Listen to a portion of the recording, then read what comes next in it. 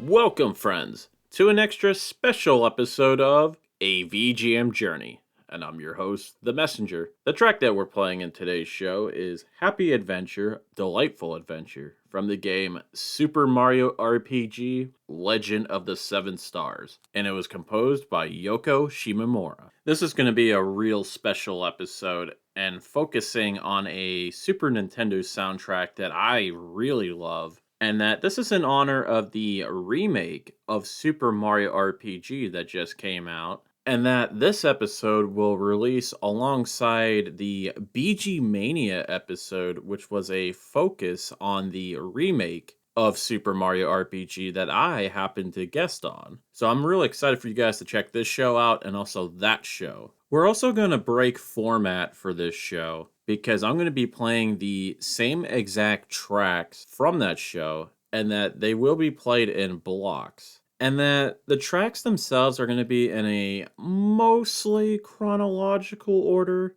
And it only kind of worked out that way just because we each picked 4 tracks each. And that coincidentally, for the first block, which is going to be Bedroth's picks, he picked tracks that were more towards the beginning of the game, while Brian had tracks that were more towards in the middle.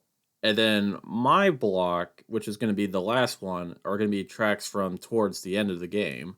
It was just a bit weird on how that worked out, but I'm sure that you guys will be totally fine with it. And right before I get into the music, I will say that everything on the episode was composed by Yoko Shimomura, with the exception of 2 of the tracks, which I will point that out whenever we get to those tracks. And I say let's kick things off with Bedroth's block, and that he went with the tracks Hello Happy Kingdom, Let's Go Down the Wine River, Rosetown, and we're going to end off that block with And My Name's Booster.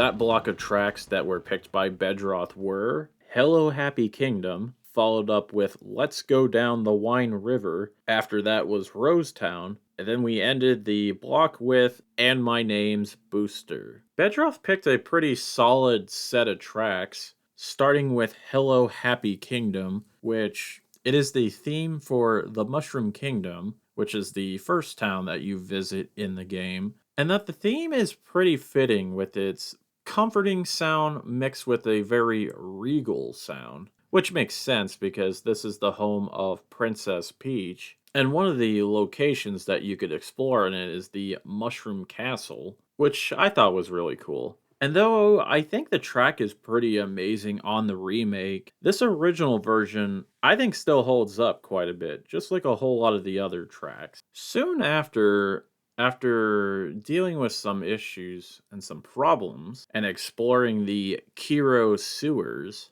you wind up going down a waterfall and then riding on a barrel going down the Midas River, which is where you hear the track Let's Go Down the Wine River. I always thought that it was a pretty fun sounding track, but I never really realized how much of a galloping western sound it had until listening to the version of the track on the remake. Eventually, you'll get to a town called Rosetown, and you wind up hearing a different theme at first, which I will wind up playing that track later on in the show, where the people of Rosetown they keep getting shot by these arrows that make them freeze in place. But after you take care of that problem, when you return to Rosetown, you hear this very swanky sounding, uplifting tune. And honestly, I think it's probably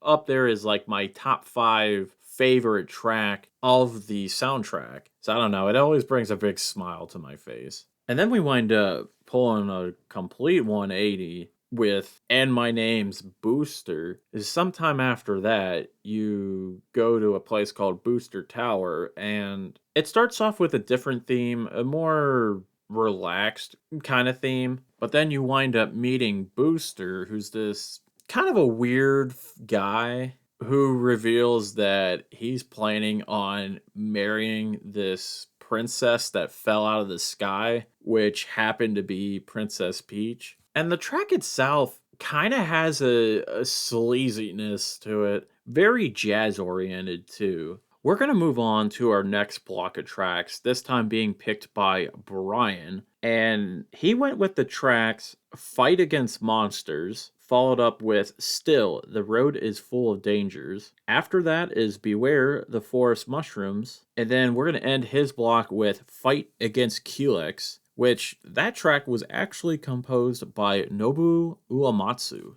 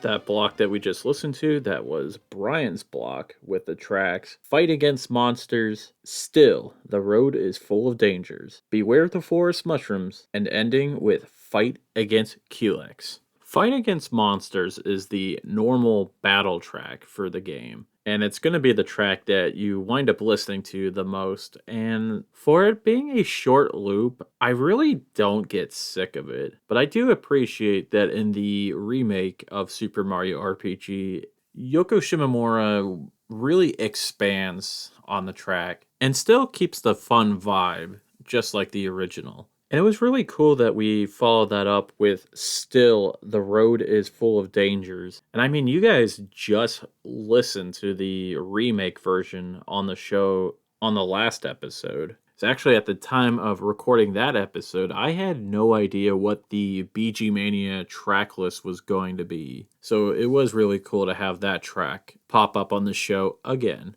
And of course, we had to have a classic like Beware the Forest Mushrooms. So it is definitely a track that you can lose yourself into, and it plays in a really cool area of the game, which is called the Forest Maze, where there's all these different paths, but you can easily find yourself getting lost in it. And you pretty much have to make your way through it just by following Geno. But there are some nice secrets if you happen to know the right patterns for it. And then we wound up ending the block with the Fight Against Culex track, which, if it sounded familiar to you, then you would know that it was the boss music from Final Fantasy IV. And I may or may not be right about this, but I'm pretty sure that this wasn't a straight up reusing the track. So I think the instrumentation is slightly different for it. And I like to think that Yoko Shimomura did the arrangement for it. And the fight itself is pretty cool because the monster, who is called Culex, is just a straight up sprite that looks like he could be in any of the Final Fantasy Super Nintendo games. And that you fight him and also these 4 crystals. So I know crystals was always a big Final Fantasy thing. And I won't play it on the show, but it was really cool that the Final Fantasy victory music plays whenever you beat him. I think we're going to move on to our last block of music, which these were all tracks that were picked by me, and that I think all of these were really cool. So I wanted to kick off with Here's Some Weapons, and then we're going to follow that up with Going Shopping in Seaside Town. After that will be Barrel Volcano, and then we're going to end that block with Goodbye Geno.